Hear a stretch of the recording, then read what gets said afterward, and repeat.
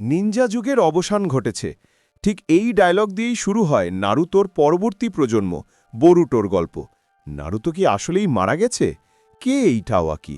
আর কেনই বা পুরো গ্রাম ধ্বংসস্তূপে পরিণত হল? হ্যালো বন্ধুরা, স্বাগত জানাচ্ছি আমাদের চ্যানেলে। আজকের ভিডিওতে আমরা দেখব বোরুটো নারুটো নেক্সট জেনারেশনসের প্রথম এপিসোড, যেখানে আমরা দেখব নারুতোর ছেলে বোরুটোর জার্নি কিভাবে শুরু হলো। তো চলুন দেরি না করে শুরু করা যাক। এপিসোডের শুরুতে আমরা একটি ফ্ল্যাশ ফরওয়ার্ড বা ভবিষ্যতের দৃশ্য দেখি, যেখানে কোনোহা গ্রাম পুরোপুরি ধ্বংস হয়ে গেছে এবং হোকাগে রক বা পাথরের মুখগুলো ভেঙে চুরমার। এখানে প্রাপ্তবয়স্ক বোরুটো এবং কাওয়াকি নামের এক রহস্যময় ভিলেনের মধ্যে লড়াই হচ্ছে। কাওয়াকি বলে সে বোরুটোকেও ঠিক সেখানেই পাঠাবে যেখানে সে সপ্তম হোকাগে অর্থাৎ নারুটোকে পাঠিয়েছে। কিন্তু বোরুটো তার হেডব্যান্ড বাঁধে এবং নিজের যৌগান চোখ অ্যাক্টিভেট করে বলে, আমি এখনও একজন নিনজা।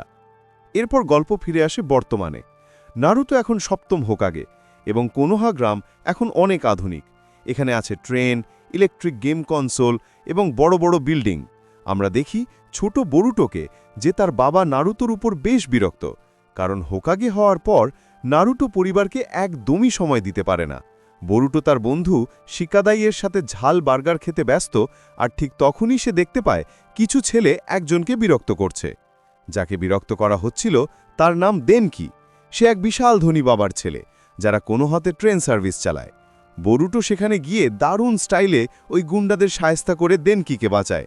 দেনকি বোরুটোকে জানায় তার বাবা চায় সে নিনজা একাডেমিতে ভর্তি হোক এবং শক্তিশালী হয়ে ফ্যামিলি বিজনেস সামলাক। কিন্তু দেনকি নিনজা হতে চায় না, আবার বাবার মুখের ওপর না বলার সাহসও তার নেই। বোরুটো তাকে বোঝায় যে অন্যের কথায় না চলে নিজের যা ভালো লাগে সেটাই করা উচিত। কিন্তু সমস্যা শুরু হয় সেই রাতেই। দেনকির বাবা তাকে অপমান করে এবং বলে সে দুর্বল। ঠিক তখনই এক রহস্যময় নেতিবাচক শক্তি বা ডার্ক চাকরা সাপের মতো এসে দেনকিকে কামড় দেয়।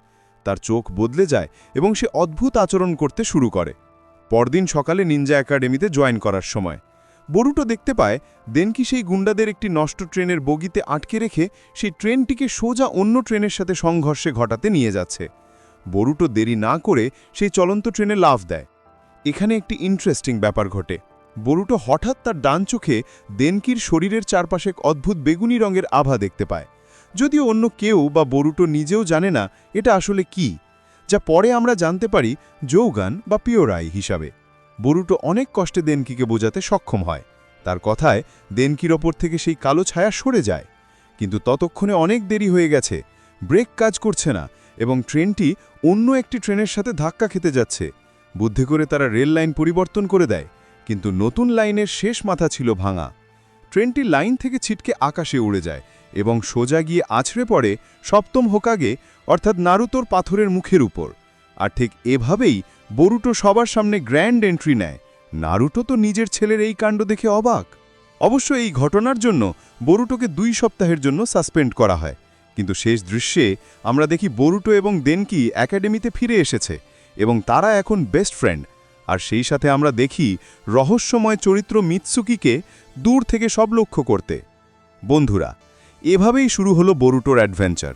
নারুটোর মতো বোরুটো শূন্য থেকে শুরু করেনি, বরং সে শুরু করেছে সবকিছু ভেঙে চুড়ে দিয়ে। আপনাদের কি মনে হয়, বোরুটো কি তার বাবার চেয়েও বড় নিনজা হতে পারবে? কমেন্ট করে জানান। ভিডিওটি ভালো লাগলে লাইক দিন, আর পরের এপিসোডের এক্সপ্লানেশন মিস করতে না চাইলে চ্যানেলটিকে এখনই সাবস্ক্রাইব করুন। দেখা হচ্ছে পরের ভিডিওতে। ততক্ষণ ভালো থাকুন।